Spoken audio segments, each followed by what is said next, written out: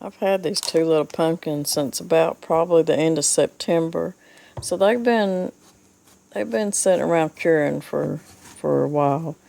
And they look good and they smell good. And the longer you let pumpkins cure, the sweeter they'll be. So I've got them cut in half here, and what I'm wanting to do is I'm going to put them in the freezer till Thanksgiving. Then I'll take them out and I'm going to make some pumpkin pies. I'm going to get me a spoon and I'm going to start scraping out these pumpkin seeds, and I'll probably save the seeds. I'm going to scrape the seeds out, then I'm going to try to scrape out as much as the little stringy things. Try to get as much out as you can. Now, it's hard to, you just about can't get all the stringy things out, so it's not going to hurt anything. Once you cook it up, there's just a little bit left. You'll puree it with the rest of the pumpkin. And just try to get out as much as you can. Now, I'm not going to cook a pie, but I'm just going to do the puree. And we're not going to do it in the oven today. We're going to do it in my Instant Pot. So I'm just going to put one pumpkin at a time. I'm not going to do both of them and have to stack it. Now I've got a cup of water in the bottom. I'm going to put the lid on. And I'm going to make sure that the seal, the button's on seal. And we'll get it going here in just a minute. I'll show you how many minutes it takes. Okay, I'm going to push the manual button and I'm going to cook the pumpkin for 12 minutes. 12 minutes is usually about what it takes to cook butternut squash, spaghetti squash, anything like that. So it should cook this little pumpkin for, 12 minutes should be plenty. So I'm going to put it on 12 minutes and it's going to turn on. You'll see it'll come on, it'll flash on. Now it'll start to pressure, and once it gets up to pressure, it'll start letting a little steam out the top. And okay, it cooked for 12 minutes. I want you to look how tender this pumpkin is. It's moist and it's tender. In fact, I'm not going to be able to lift it out of here without it falling apart. But I am going to get as much of this pumpkin off the skin as I can. What I'm going to do is, I won't be making the pumpkin pie today. I'm just showing you the process of cooking the pumpkin and putting it in the freezer for later use for Thanksgiving.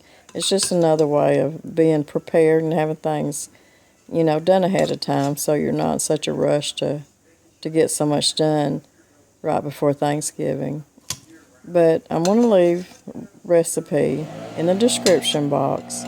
And I'm also going to leave the recipe for if you don't have Instant Pot, how to cook it in the oven.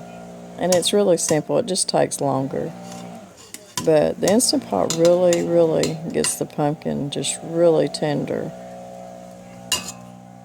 I mean, it just absolutely falls apart. I'm just going to get as much of this off here as I can without tearing the skin. And then I'll dump this out and I'll put my second pumpkin in here and I'll get it started. But you see how much I got out of this one pumpkin. So once I cook my second pumpkin, I should have quite a bit. So it's a good thing. It usually takes about 15 ounces for one pie. So we'll see what we get when we get it all pureed. Okay, here it is. That's what we got, our two pumpkins. Now I'm going to puree it with my little hand mixer real quick.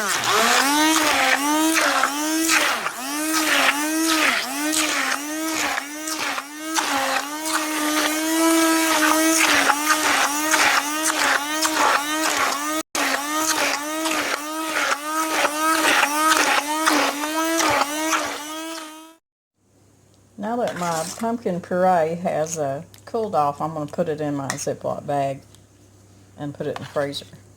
But first I want to measure out exactly how much I got here.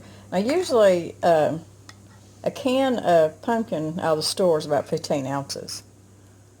So I want to see what I've got here. That's 8 ounces. I just need to get a rough, just so I know. Because you'll use this the same way that you'll use canned pumpkin. So I know that I'm going to have more than 15 ounces here. So I'm going to say that this amount, them 2 little pie pumpkins, will make it's going to make 2 regular sized pumpkin pies. Now, if you're making like a really thick deep dish pumpkin pie, I don't know that it'll be enough. But once you put all your milk and everything in it, I do know that this is enough to make 2 regular size pumpkin pies out of fresh pumpkin. And it was 2 small pie pumpkins. So I'm going to get all this in here. And like I said, when you go to make your pie, you'll do it the same way you would canned pumpkin. Just know how many ounces you got in each bag.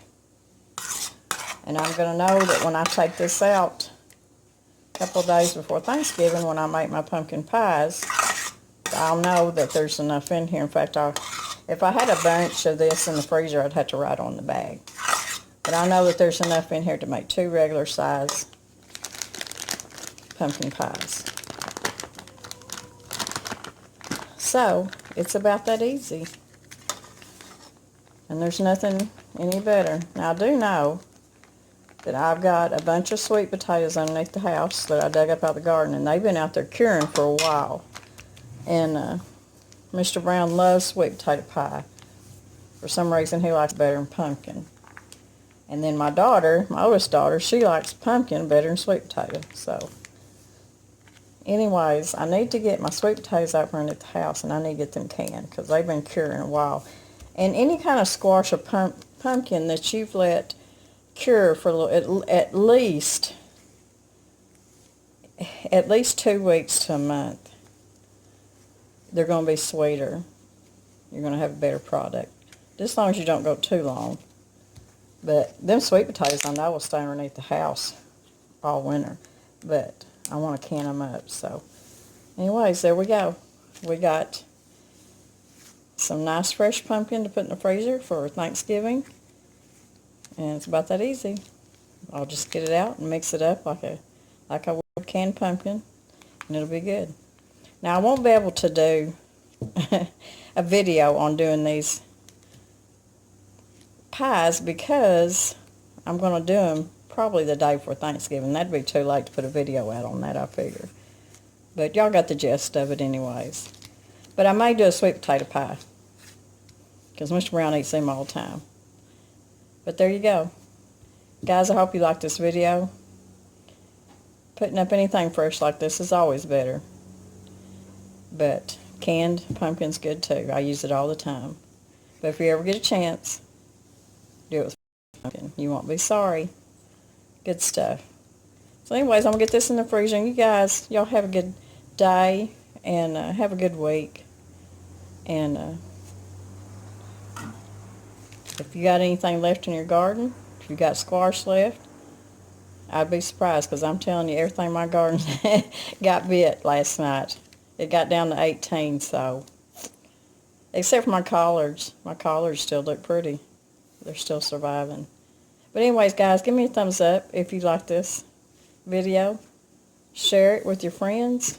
If you haven't subscribed, please subscribe because it really helps. And if you subscribe, hit that little notification bell because that way you'll get notifications of different videos that's coming up. So God bless everybody. I love you guys. See you later.